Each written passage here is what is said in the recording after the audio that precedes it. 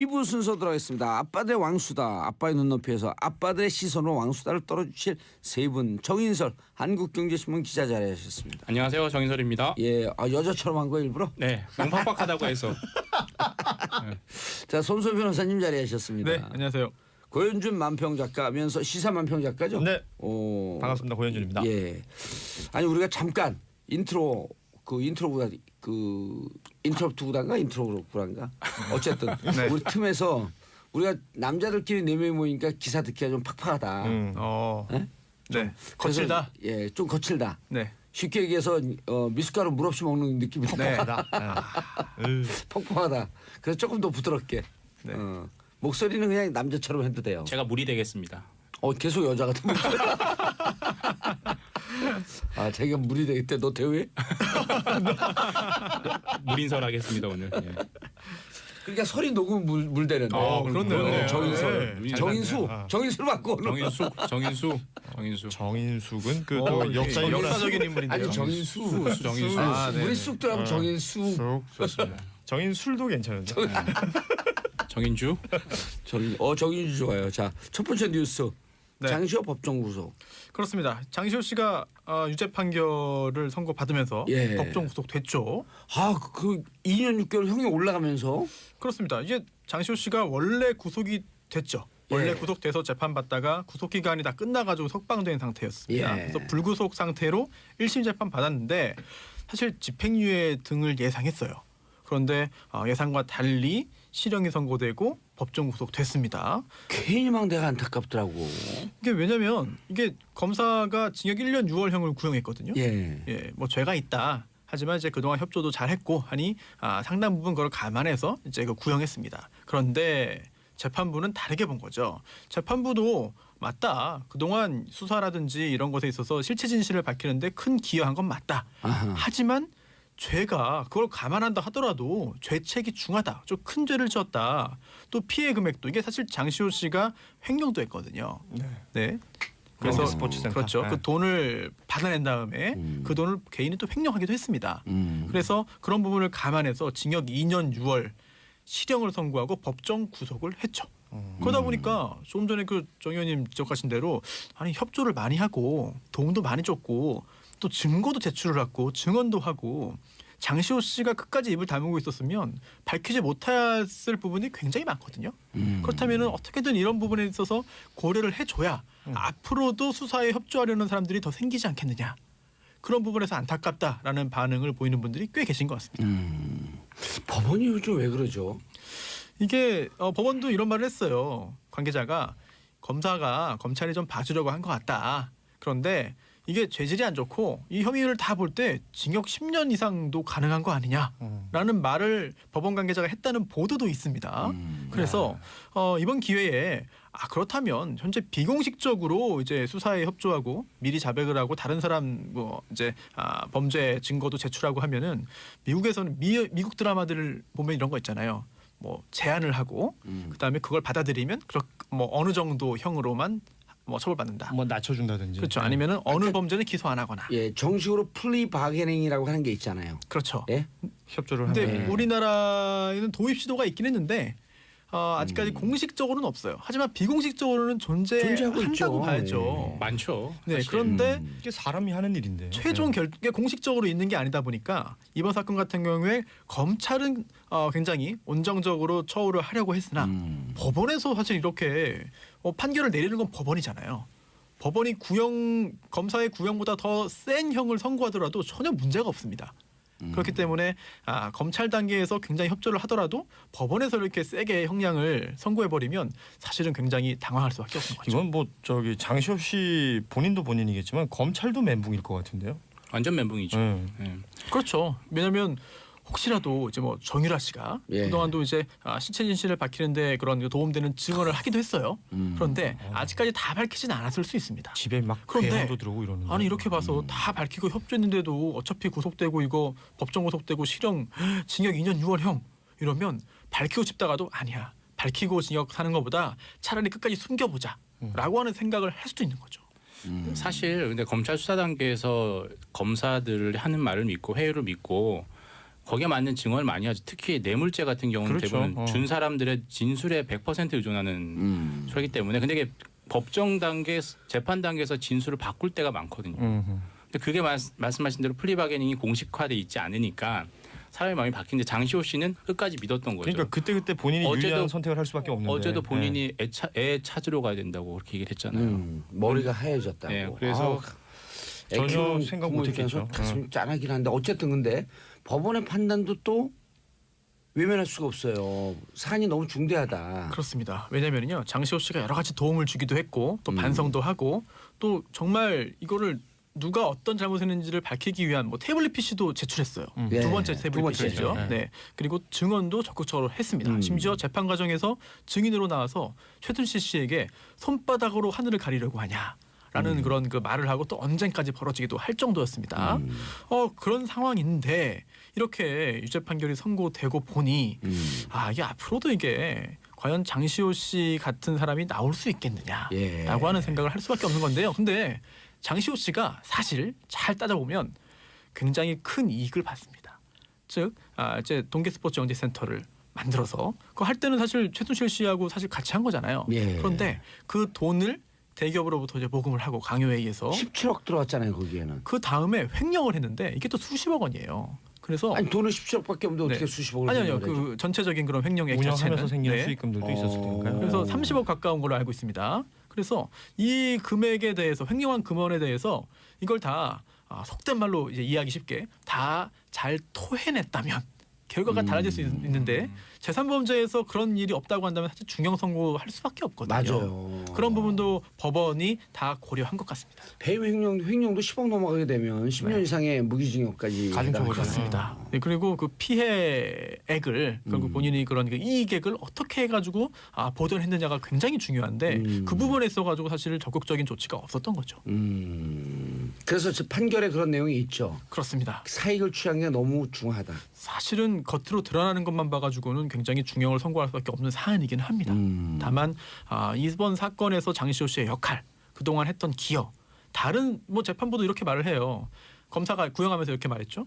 다른 관련자들은 다 감추기 위해서 노력을 하고 본인만 살기 위해서 발뺌을 하기 위해서 노력했는데 장시호는 그렇지 않았다. 이런 말을 하면서 이제 선처해달라는 그런 그 표현을 했습니다만 검찰이 네 구형할 때 예. 법원에서는 그게 인정이 덜 됐거나 안 된 것이죠. 두 가지 궁금한 게 있는데요. 자 이게 이제 저는 그 재판부의 결정을 존중해야 된다고 봐요. 네. 얼마 전에 그 김관진, 임관빈 두 사람을 구속 적부심으로 석방한 신강렬 네. 형사수석부장판사 네. 이런 분들 판단도 존중해야 된다고 우리가 배우거든요. 근데 재판부가 잘못하면 판사가 잘못하면 네. 누가 처벌하나요? 처벌이요? 예. 야단 쳐줘야 될 거 아니에요. 예를 이게- 들어서 방송을 잘못하면 네. 떼치떼치 하는 게 PD 아니에요. 그래요? 아니 오늘 좀 부드럽게 하기로 한 거 아닙니까? 아니 우리 잘못하면 왜 이렇게 잘못해요? 그래요? 예. 그리고 PD가 갑은 아니고. 네. 이게 아니 근데 누군가 그래서 예를 들어서 1심이니까 2심제도 네네. 있고 3심제도 있다. 그렇죠. PD들이 벌떡 일어났어요 자리에서. 그렇네요. 네. 그런데 다 일어났네요. 저런 일은 없는데 정말 저런 일은 상당히 없는데. 집중하고 무서운데요, 계시네요. 예, 네. 무서워요. 네. 누군가 보고 있다 우리가 빅브라더 그렇군요. 잘해야겠네요. 그러니까 빅브라더가 우리 관심 관리가 알겠습니다. 감시하고 이런 분위기는 처음이네요. 네. 쫄았어요. 예. 1심에 불복을 해서 항소할 수 있습니다. 네. 이게 장시호 씨도 항소할 수 있고요. 아니 그 신강렬 부장판사 적부심으로 석방시켜 놓은 건 그건 네. 어떻게 해요? 사실 법적으로는 거기서는 더 이상 거잖아. 땡. 그 단계 이상의 어떤 불복 절차가 존재하지 않는 거죠. 구속 적부심 석방 불복 신청 이런 거 없잖아요. 이게 없어요. 그것도 1심에서 다시 법정 네. 구속이 될 수 있죠. 뭐 불구속 그렇긴 하죠. 상태에서 네. 재판을 받아서. 그렇긴 한데 증거 인멸하고 도주하면 끝나는 거죠. 이제 판결을 선고해서 그 실형을 그 선고하고 법정 구속을 하는 것과 이게 재판 받는 과정에서 구속을 해서 재판하는 거랑 또 차원이 다르기 내용이 때문에 완전 다르죠. 완전 사실은 다르죠. 나중에 그 1심 유죄 판결 선고되고 징역형 선고돼서 법정 구속 된다 하더라도 그러니까 구속하는 게 맞았다라는 거랑은 또 약간 의미는 다를 수 있습니다. 그렇죠. 자, 샵 1035 문자 보내주시기 바라겠습니다. 짧은 거 50원, 긴 거 100원. 짧은 거, 긴 거 기준이 뭐죠? 한 바닥에 글자 수 아닌가요? 들어가면 글자 수? 장문 단문. 장문 단문. 야, 그거 참 오래 이조 시대, 조선 시대 얘기 같아요. 장문, 단문. 네. 그렇네요. 네. 곽경경님 정권을 등에 업고 자신의 이익을 위해 장시호 씨가 한 일은 잘못이지만 국정농단 실체를 밝히기 위해 협조했는데 너무 과했다는 생각이 들어 안타깝네요. 자, 두 번째 질문. 이렇게 중한 범죄다라고 법원에서 봤으면 그 이후에 이것과 연동되고 재판을 받고 있는 최순실 박근혜 전 대통령의 재판 판결에 대해서는 본인들은 대단히 부정적으로 공포감을 느낄 것이고 이 진실을 밝히고자 하는 국민들은 아, 잘 됐구나 일단 중하게 보고 있기 때문에 그렇죠. 네, 그렇죠. 어떤 영향을 미칠까요? 일단 최순실 씨 그리고 박근혜 전 대통령도 약간 떨고 있지 않을까 생각이 됩니다. 날도 추워요 또. 아 그렇네요. 네. 구치소와는 더 춥죠. 생각나 지금 순간적으로 생각만 하면 이게 뼈가 오그라드는 것 같았어요. 아, 그런가요? 내일은 또 영하 8도잖아요. 구치소는 플러스 10. 플러스 10이요? 네. 정말 체험하지 않고서는 도저히 나올 수 없는 얘기죠. 정말. 금방 오그라드는 거 맞죠? 이렇게? 맞습니다. 예. 별로 나도 모르게 이렇게 쪼그라들어. 체험하고 취향 싶진 기운이? 않네요. 네. 네. 체험하고 싶진 않습니다. 이게 이번에 진짜 이 양반들이 웬만하면 같이 체험하자고. 싫어요. 네. 가기 싫습니다. 예. 군대에서도 싫었어요. 그거. 아니 면회하고 접견하러 접견실만 가도 예. 하루 종일 몸이 안 좋아. 한기가 있어요. 정말 아니 느낌이 안 구치소에 좋아요. 오는 순간 네. 온도가 10도가 뚝 떨어진다니까요. 아, 저는 취재하러 오라 그랬는데 안 갔습니다. 그 특유의 분위기가 있어요. 구치소의 계절은 몇 계절이 있어요? 봄 여름? 한 여름 겨울? 계절밖에 없는 거 여름 아니에요? 겨울 계절 아니에요? 하나밖에 없는 여름 겨울 어. 딱 두 개밖에 없어요. 덥거나 춥거나. 예. 아. 여름은요 그 6월서부터 시작이에요. 음흠. 5월까지 추워요. 그래? 예, 5월까지 추워요 진짜로. 아. 그다음 6월서부터 시작해갖고 9월에 끝나요. 네. 10월서부터 겨울이야 또. 아.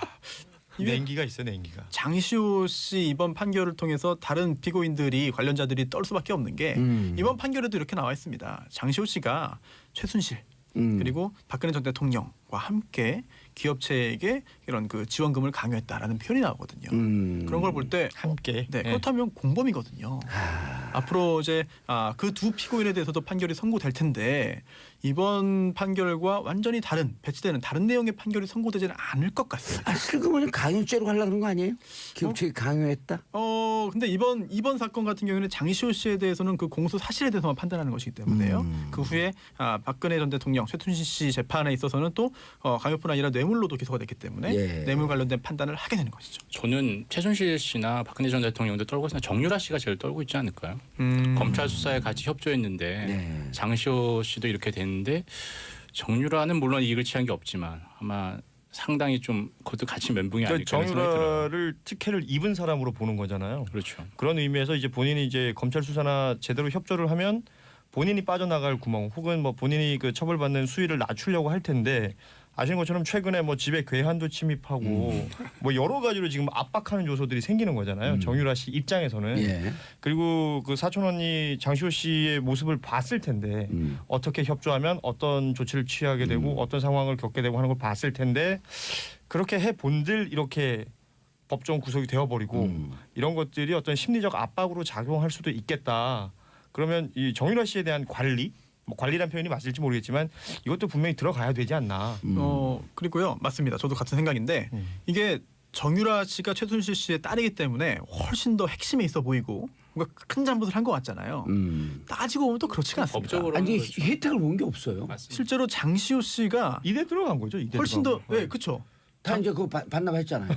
부모도 능력이다 그거 얘기한 거예요. 학사농단의 핵심에 있을지는 몰라도 국정농단에는 사실 장시호 씨가 더 핵심에 있었던 것이죠. 그리고 또 이번 판결문에도 이렇게 나옵니다. 장시호 씨가 대통령과 최순실의 관계를 누구보다 잘 아는 위치에 있으면서 이를 이용해 범죄를 저질렀다라고 지적을 했고요.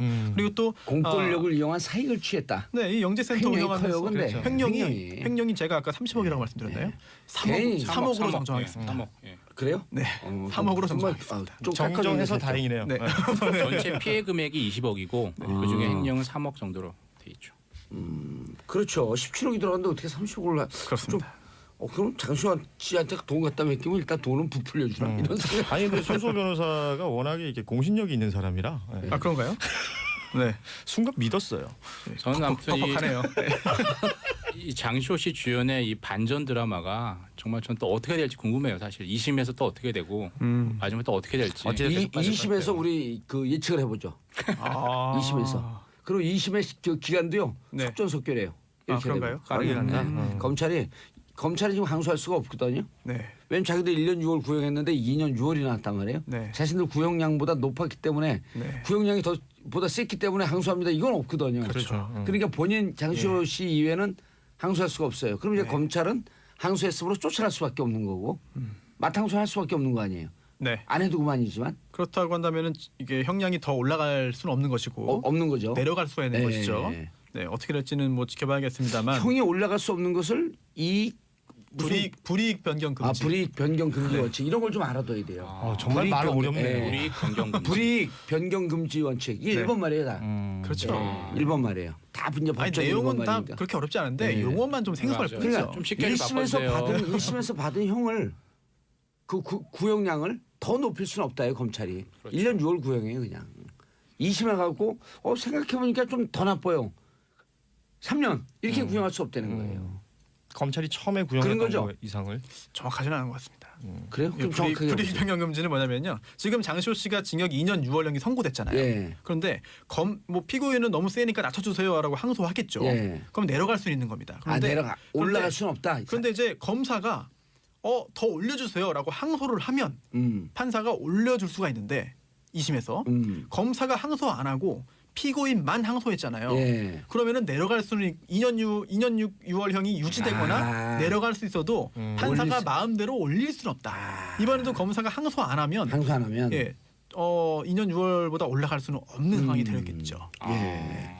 자 그래서 예측 예측이요. 예, 항소심에서 일단 재판이 좀 빨라질 것 같아요. 그건 사실 잘 말씀 어떻게 모르겠어요. 하시냐에 따라서 혹시 네. 변호 의뢰 들어올 수도 있어요. 저는 아니, 지금 바빠요 집행유예. 회사가 잘 돼가지고. 저는 집행유예를 예상합니다. 몇 년에? 몇 년까지 해야지 집행유예하면? 저 숫자 어떻게 맞춰요? 진짜. 숫자는 다 맞출 수 있어요. 그래요? 예. 징역 2년.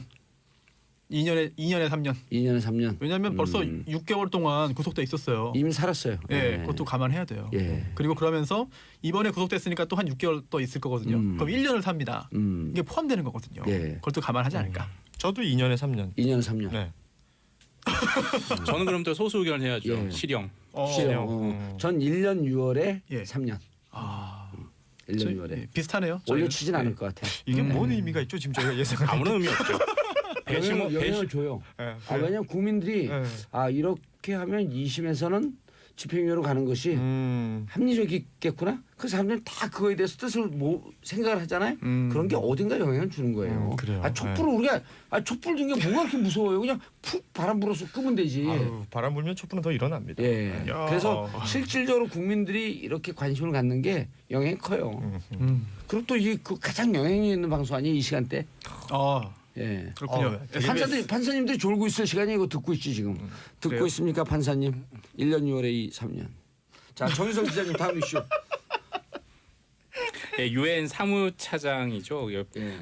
미 국무부 차관부 출신이에요. 그 펠트먼이 이제 5일부터 국무부 차관보 출신이에요. 예, 오. 오바마 정부 때 그렇죠. 그 지금 이제 누구죠? 리용호 예. 북한의 외무성 외무상을 자주 만났어요. 그러니까 친분이 있어요. 그래서 그러니까 그런 친분도 리용호 하는구나. 외무상을 만날 거다라고 다들 얘기하고 유엔도 그렇게 얘기를 한 거예요. 근데 왜 들어갔느냐? 지금 북한이 지난달 말에 화성 15형 ICBM을 우린 ICBM 급이라고 하고 미국은 ICBM이다 그냥 이렇게 규정을 한 단정을 지었죠. 미사일을 쐈는데 약간 한반도에 약간의 긴장이 좀 다시 커지고 있는 상황에서 미 국무부 차관보까지 한 사람이 들어갔으니까 이것도 북미 대화 아니면 또 다른 메시지가 있는 거 아니냐. 혹시나 시진핑의 특사는 못 만나는 거네. 숭타오였죠. 네. 김정은은 못 만났지만 이번에 만나는 거 아니야. 딱 3일 남았습니다. 예. 10일까지거든요. 근데 이제 김정은이 데니스 로드먼을 만났었잖아요. 그렇죠. 로드먼을 만났으니까 펠트먼은 비슷한 머니니까 만나는 거 아니냐. 이렇게 생각해 볼 수 있는데 정말 기가 막힌 예상이네요.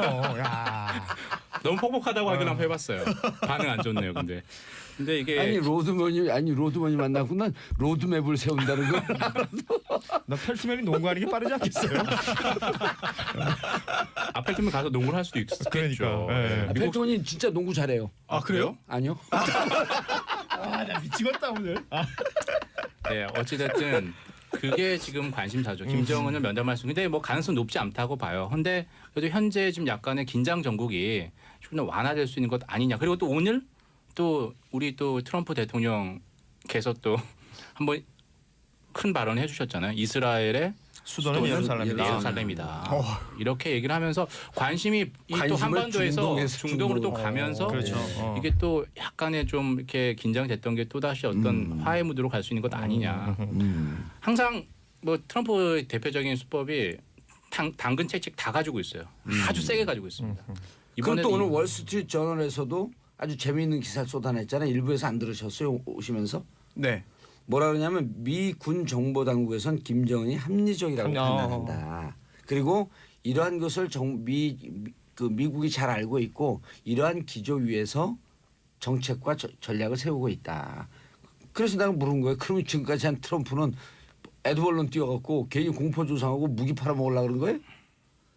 그런 또 생각을 할 수밖에 없겠네요. 예. 진짜. 엄청난 장사꾼이다. 이번에 그 예루살렘 발언도 저는 그렇게 계산된 그렇죠. 발언이라고 생각을 해요. 비즈니스죠. 예. 아니 그러면 북한 입장에서 또 관심을 다시 또 빼앗긴 관심을 끌어오기 위해서 또 아니죠. 도발하고 이제 그러진 대화죠. 않나요? 이제 대화죠. 아 그런가요? 대화 그 대화의 예고예요. 바로 저는 대화로 가지고 갈 것 같지 않고요. 계속 밀당을 할 것 같습니다. 그렇죠. 예. 우리도 밀당하기 위해서 잠시 쉬죠.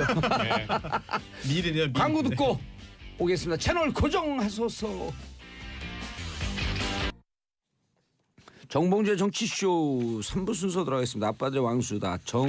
정인설 한국경제신문 기자님, 호선소 변호사님, 고현준 시사만평 작가님 함께하고 계십니다. 자, 펠트만 방북 뉴스 간단히 정리하시고요. 펠트만. 지금 이제 10일까지 있는데요. 이미 이제 외무부 부상인 박명국 부상을 만났고 예. 주북 러시아 대사를 만났습니다. 그리고 이제 마지막은 이제 리용호 외무상과 김정은 위원장이 될 것 같고요. 북한이 화성 15형을 11월 30일에 쐈어요. 예. 그 다음 29일. 29일에 쐈죠. 예. 29일에 쏘고 그 다음 날 제가 그때 일본에 있어가지고 잠깐 놓쳤네요. 그 다음 날 펠트먼에게 초청장을 보냈다는 거죠. 이게 뭐 은근한 깔때기 일본에 있는 거 누구 물어봤어요? 제가 그래서 일본 상공을 날아가면 제가 그 미사를 보려고 했는데 네, 안 보여요? 배타적 경제소에 떨어져가지고 못 봤죠 이번에는. 고각 그래도 발사했기 그 때문에. 정인설 기자의 눈 같으면 다 봤을 텐데 그걸. 봤는데 저는 그때 제가 주일 미군 기지에 있었어요. 사실. 아 그래요? 네. 오. 취재 국방 출장이에요? 팀하고 후텐마 오키나와에 있는 후텐마 기지와 이런 데 갔었죠. 국방부 출입에 지금? 그렇죠. 제가 지금 국방부 담당을 하고 있는데 그래서 이런 기사들이 보면 다 이제 많은 분들은 어떤 위협과 긴장을 보시면 저는 다 이게 일로 좀 보이는 거죠. 아니 국방부에서 취재할 때는 헬기 타고 가요? 아니요, 그냥 일반 민항기 타고 갑니다. 알겠습니다. 근데 이제 어떻게 봐요? 그러면은 이게 일정 정도 밀당을 하면서 어쨌든 대화 분위기로 언젠간 대화를 할 텐데요. 예. 서로 유리한 상황에서 대화를 하려고 이런 걸 하는 근데 거죠. 미국의 외교관이 간 게 아니라 유엔의 사무차장이 간 예. 거잖아요. 제가 하나 여쭤볼게요. 유엔사 후방 기지라고 있어요. 유엔사 후방 기지. 유엔이 가지고 이게 유엔 건가요? 미국 거죠. 미국 겁니다. 근데 우리가 알고 있는 유엔은 미국 게 아니에요. 그래도 일반적인 유엔 회원국들을 운영하고 하는 거기 때문에 미군이 직접 나서기 전에 유엔이 가서 먼저 하는 게 서로 완충지대 역할을 할 수 그렇죠. 있는 거죠. 미국의 통제권에 있지만 그래도 제3의 인물이 가서 왜냐면 미국이 직접 들어가게 되면 감정 격화가 좀 있으니까 그래서 이제 요 펠트만 다음에 제일 좋은 게 사무총장이 가는 거죠. 반기문 사무총장도 원래 전 사무총장도 가려고 했다가 좌절이 됐었죠. 그래서 이번이 유엔 사무처장이 간 게 6년 만인가 그래요. 2011년에 갔다가 2017년 6년 만에 갔으니까 그래도 상당히 오랜만에 갔으니까 뭔가 좀 시사하는 바가 있지 않겠나 하고 기대를 하는 거죠. 오랜만에 펠트만 이분이 오랜만에 가고 평양 그 변화된 걸 보고 깜짝 놀랄 거예요. 어떻게 변해요? 평양이요? 예. 가끔씩 그 사진 올라오잖아요. 해외 그 대사관들 통해서. 그 전에 가본 사람이 이게 변했구나 생각을 하지 않을까요? 지금 그냥 가도요. 완전히. 그럼요. 이게 진짜 평양 맞아? 서울을 찍어오는 거 아니야? 발전했다고요? 김정은 체제 이후에 북한은 평양과 비평양으로 나뉘어요. 평양은 꽤나 좋아졌고 나머지는 더 힘들어졌고 그런 상황이죠. 얼마 전에 한 6개월, 10개월쯤 전에 월스트리트 저널에서 평양 과학자 거래 커피값을 소개한 적이 있어요. 얼마예요? 5천 원이요. 한 잔에요? 예. 한 잔에 5,000원이요? 예. 스테이크 값은요? 3만 원? 5만 원? 7만 원이요. 7만 원. 예, 한 끼예요? 예. 그래서 여기가 평양이라고 얘기하지 않으면 거기 들어가 있는 외신 기자들에게 여기 어딥니까 물으면 서울과 똑같은 생활 수준을 하고 있다. 야, 그 외국인 가격 아닙니까? 평양에 아주 잘 사는 지역을 이제 예를 든 거예요. 평양 과학자 거리. 류경거리 뭐 이런 데가 좋은 데인가요? 과학자 거리. 과학자 거리. 과학자 빌딩 있는 유경거리인가요 저기가? 정말 잘 모르겠습니다. 국방부 출입이라 지금. 네. 저는 한국만 책임지고 있습니다. 그래서 미리 말씀드리죠. 월스트리트저널에서 그런 기사를 많이 쏟아냈는데 이번에 김정은이 지극히 정상이다라고 하는 것도 월스트리트저널에서 보도했다고. 합리적인 사람이다. 아유. 합리적이다는 사실 합리적이지 않고 정상이다. 정상이다. 정상이다. 정상이다면은 같이 중립적이지만 합리적이라고 하는 건 좀 긍정적인 우호적이에요. 평가일 수 예. 있겠네요. 생각보다 그렇다는 거지. 저는 아, 그렇게 생각보다. 생각하지 그러면서 않습니다. 월스트리트저널에서 또 그랬어요. 그렇다고 잔혹하지 않고 네. 무자비하지 않고 이런 네. 뜻은 아니다. 아니다. 아. 알겠습니다. 자, 2달 남 평창 러시아 악재 비상. 네. 오호. 이건 뭐 일부에서도 다뤘던 뉴스이긴 한데 예. 그 평창 올림픽 흥행에 있어서 일단 빨간불이 켜졌다. 뭐 이런 평이 대부분입니다. 그러니까 러시아라는 나라로서 올림픽에 참가하는 것이 IOC의 그 징계로 인해서 불가능해졌고, 다만 이제 푸틴 대통령이 개인 선수들이 그 경쟁을 위해서 자격하는 것, 참가하는 것은 막지 않겠다. 예. 라는 얘기를 하면서 이게 오늘 아침에 벌어졌던 일이고 그 몇몇 유명 선수들은 뭐 개인 자격으로 참가를 하겠다라는 의지를 피력한 선수들도 있고요. 아직까지 입장을 내놓지 않고 있는 선수들도 있는데 빅토르아는 빅토르아는 참가할 것 같아요. 지금 현재 우리나라에 지금 한국에 들어와 와 있던, 있고 예. 지금 훈련 중인데 그 아시는 것처럼 토리노에서 3관왕 했다가 부상으로 밴쿠버 못 갔다가 그 이후에 소치에서 다시 3관왕으로 부활을 했죠. 그 사이에 국적이 바뀌었지 않습니까? 그래서 이 안현수에서 빅토르안이 된 이후에 본인이 선수로서 겪을 수 있는 마지막 올림픽이고 그리고 이곳이 평창이 한국이잖아요. 그러니까 빅토르안한테는 굉장히 개인적으로 의미가 있는 여러 그 올림픽이기 때문에 네. 참가를 할 것으로 보이고요. 그 메드베데바라고 그 러시아 피겨의 거의 뭐 그 우리로 치면 김연아 선수급 되는 김연아 이후에 차산 최고의 기량 그 선수라고 여자예요? 불리는 맞습니다. 예. 이 선수가 메드베데바 그 왜 남자 이름이지? 그 남자면 메드베네프? 네. 무슨 기준입니까? 브레즈네. 아니 프로 끝나고 남자는 아니, 그럴 수도 여자는 있죠. 바로 끝나요. 아니 아닌가? 메드베데틴? 아니 푸틴. 메드베데프 예전에 러시아 대통령인가 부통령 있지 않았나요? 지금 예. 총리. 예. 아 그런가요? 예. 메드베데프? 아 메드베데틴. 지금 맞아요. 메드베데프가 총리 맞아요. 예. 왜냐면 드미트리 메드베데프. 푸틴 같은 경우는 소수민족 아니에요. 아 그래요? 아 그러면 아주 소수민족이에요. 소수민족 출신이에요. 어떤 민족이요? 그건 모르죠. 아 그 소수민족. 관심이 없으니까. 그래서 이 사실 예. 몰랐어요. 치가 맞아 치. 푸틴 이렇게 끝나는 이름 잘 없어요. 아. 예. 푸틴이 성인가요? 이름인가요? 그건 잘 몰라요. 블라디미르 블라디미르. 푸틴 아니에요? 블라디미르 푸틴 그 승이네. 성. 승. 아 그러니까 성이 진짜 특이하다. 승질 내지 마시고요. 아무튼 이 메드베데바 선수는 그 IOC 위원회가 열릴 때 직접 참가를 했던 선수예요. 그리고 예. 러시아 깃발이 없이는 자기는 참가하지 않겠다라는 입장을 내고 그 다음 날 푸틴이 그래도 개인적으로 참가하고자 한다면 보내주겠다라는 얘기를 했기 때문에 그 이후에 어떤 태도를 보이지는 아직 입장 발표가 없는데 이런 게 뭐냐면요. 러시아가 알다시피 그 동계 스포츠에서는 굉장히 강국이잖아요. 그렇죠. 특히 지금 말했던 뭐 피겨라든지 그리고 아이스하키도 거의 세계 1, 2위 다투는 근데 아이스하키 팀은 어떻게 와요 그럼? 그러니까 이게 이제 그렇게 되면 그 각 스포츠마다 연맹이 있잖아요. 예. 뭐 아이스하키 연맹 아하. 이런 곳에서 등록이 된 그 선수단으로 오는 것이고 그 러시아 선수로서 금메달을 따면 러시아 깃발이 올라가고 러시아 국가가 울려야 되잖아요. 아하. 그러니까 올림픽기가 올라가고 올림픽 찬가가 울리게 되는 그런 시스템이 있다고 해요. 괜찮네요. 뭐 그래서 이 올림픽 정신이라는 걸 따졌을 때 이게 예. 국가 간의 경쟁으로 보지 않고 선수들의 참가에 의의를 두고 있는 것이 올림픽 정신이라고 봤을 때는 이 제도와 이 징계 내용에 대해서 비판하는 사람들도 받아들이는 것 같고요. 무엇보다 이제 평창 동계올림픽이라는 게 우리나라가 88년도에 서울올림픽을 했었잖아요. 그때도 소련이 참가를 안 했거든요. 예. 러시아가 또 평창에도 안 온다라는 건 뭐 이렇게 겹치나 뭐 이런 생각들도 하는 분들이 있는 것 같아요. 이번엔 못 오는 거죠. 못 오는 거죠. 네. 2014년 뭐 아시다시피 그 소치 동계올림픽 자국에서 개최를 할 때 예. 국가에서 주도한 네, 그 도핑 조작이 있었고 1000명의 혜택을 받았다고요? 네, 그 우리나라 국정원하고 좀 친해요. 제도 보면. 그뭐 이렇게 국가적으로 조작을 했다고 하는데 그 수법이라는 게 굉장히 좀 웃겼잖아요. 예. 벽에 구멍 뚫어가지고 그 소변 샘플을 막 바꿔가면서 예. 그렇게 이제 뭐 괜찮은 소변들만 집어넣어서 도핑에 안 걸리게 한 다음에 실제 약물을 투입한 선수들은 경기에 뛰어서 좋은 성과들을 냈었고 그 선수들이 지금 계속해서 메달이 박탈당하고 있지 않습니까? 실제로 그 러시아 선수들은 그게 약물인지 모르고 먹었다는 거잖아요. 있었다는 칵테일, 거죠? 기공 부인 칵테일, 뭐 아무튼 뭐라 그러죠? 그들에게는 우리로 치면 뭐야 음료수하고 홍삼이야 정도로 음료수하고 그 뭐죠 그 약물하고 섞어가지고 칵테일을 줬다는 거죠. 그러니까 요즘 새로 나온 그 활력소 있잖아요. 네. 제가 즐겨 먹는 봉삼. 네, 봉삼. 그 봉삼이 안 들어. 아무튼 이 그 나라 귀부인 칵테일. 그러니까 나라 차원에서 이렇게 뭔가 국가적인 차원에서 도핑을 조작했다는 게 충격이었는데 기는 애 충격이죠. 예. 아니 나라 차원에서 국정원 차원에서 수사 들어가니까 사무실 사무실 조작하는 옮기고. 나라도 있어요. 러시아에서는 우리나라 보고 충격이라고 하는데요. 그 연방보안국이죠. FSB. 예, 여기랑 네. 우리 국정원이랑 제가 봤을 때 수준이 비슷하다. 뭐 예전에 KGB였던 사람들 다 그러고 간 거 아닌가요? 예. 뭐 푸틴도 KGB 출신 아닙니까? 네. 예전 독일도 이런 일을 했었죠. 비슷하게. 아무튼 그 정보기관이 발달하면서 이상한 쪽으로 발달하는 경우들이 있습니다.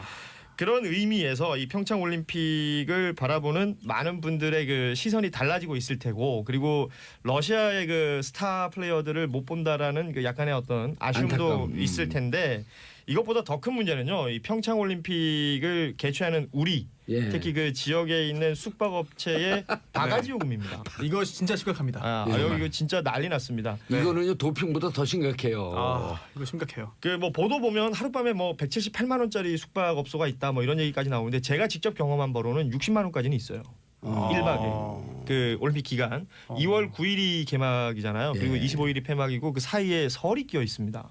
그래서 이게 뭐 전체 가족들이 움직일 수 있는 어찌 보면 축제가 될 수 있는 시간대인데 이게 되게 그 지역적 특성상 평창, 정선 뭐 요렇게 그 어찌 보면 숙박 시설이 좀 부족한 공간에서 올림픽이 치러지고 있고 보충이 됐다고는 하지만 그곳에 계신 분들은 이번 한 번으로 그 특수를 누리려고 하는 그 의지가 있었던 것 같아요. 그래서 예약을 개인적으로 하면 잘 안 받아줍니다.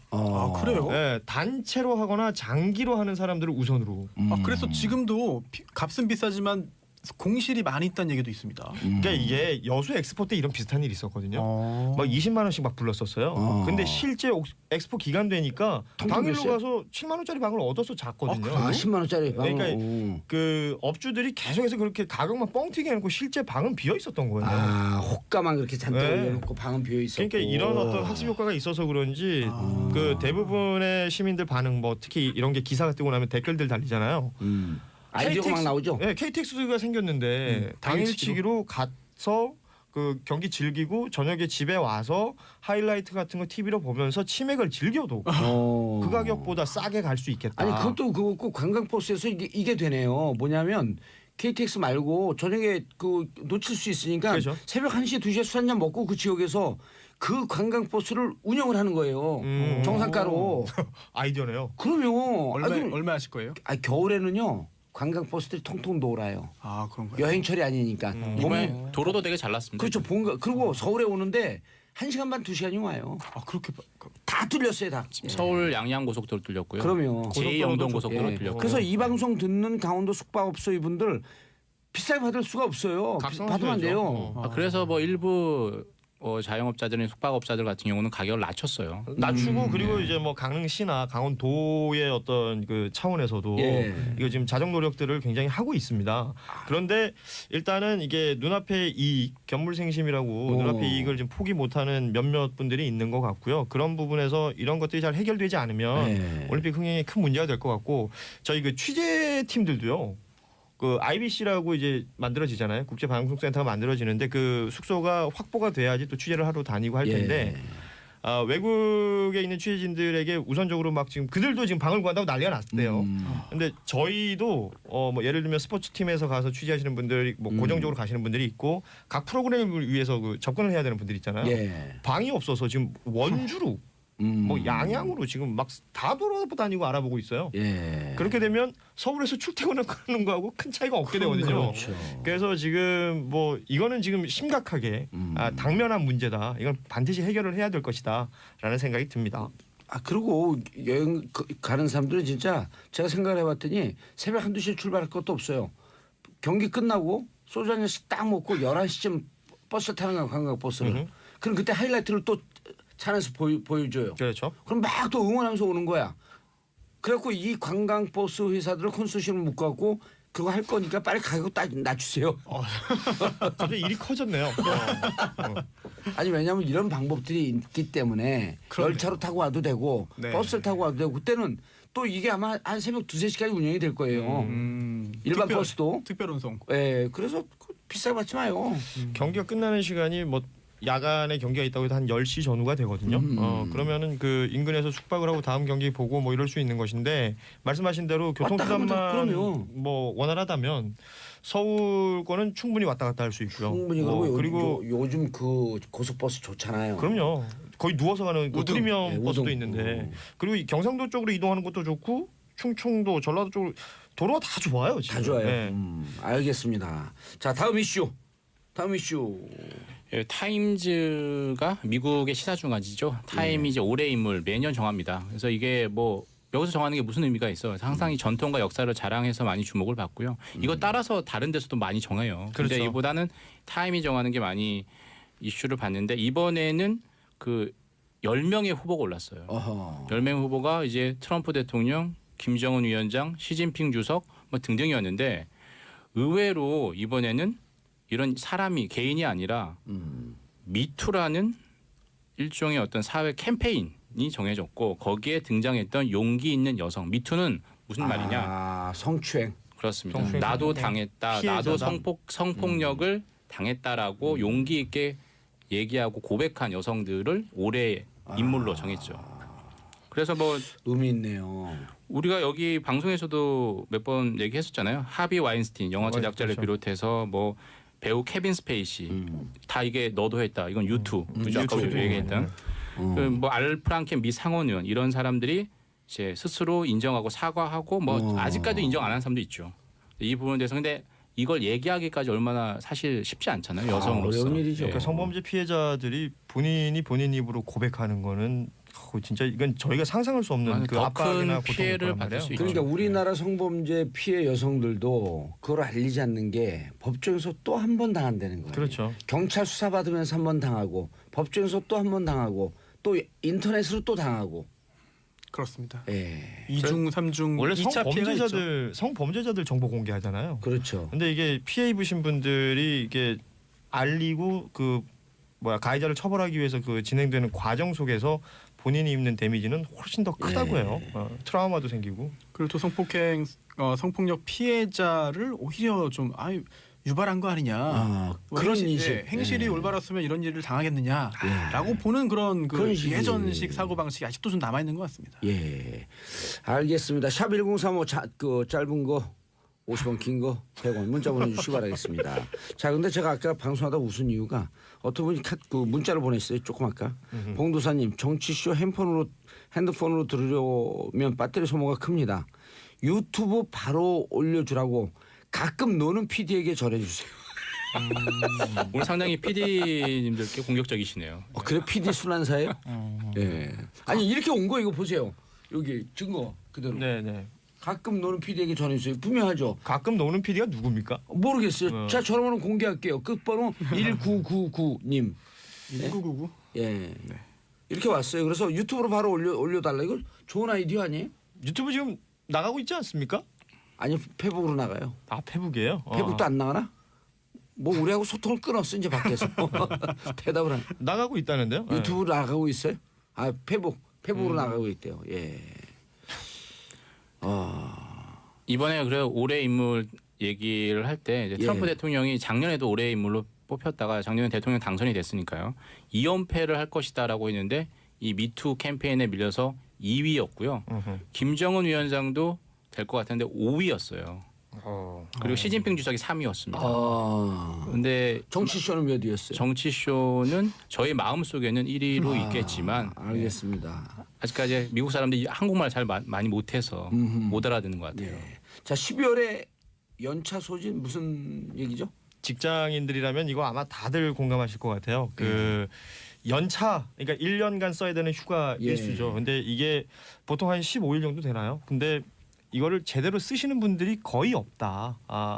우리나라 평균 내보면 뭐 물론 한 2년 전쯤 통계이긴 합니다만 15일 중에 8일 쓰면 잘 쓰는 거래요. 그러니까 절반 정도. 그럼 안 쓰면 어떻게 되는? 돈을 받나요? 그러니까 그 연차 수당이라는 걸 받게끔 그 벌써 한 십몇 년 전에 이제 오래됐어요. 법이 개정이 예. 됐잖아요. 그럼에도 불구하고 그 연차 수당을 주지 않는 일종의 꼼수로 어찌 보면 비용 절감의 꼼수로 이 연차 그 촉진법을 사용하고 있는 것이 아니냐라는 비판이 있는 거죠.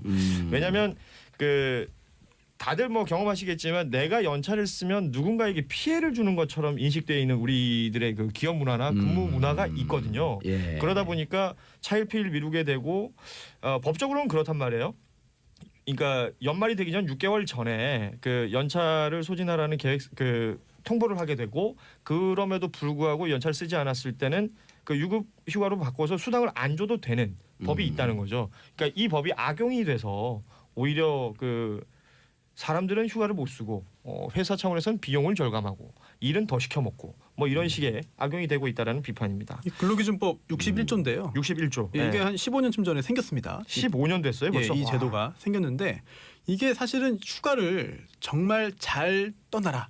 정말 연차 휴가를 다 활용해서 휴식도 하고 재충전해서 근로할 때 열심히 일해서 생산성 높이자라고 한 건데 예. 이게 현재 지금까지 15년이 지났지만 아직까지 우리나라 사회 분위기에서는 악용만 되고 있는 거죠. 공무원 조직에서는 조금 이제 정착이 되는 것 같습니다만 그 대통령이 일단 가니까 연차. 네, 그렇죠.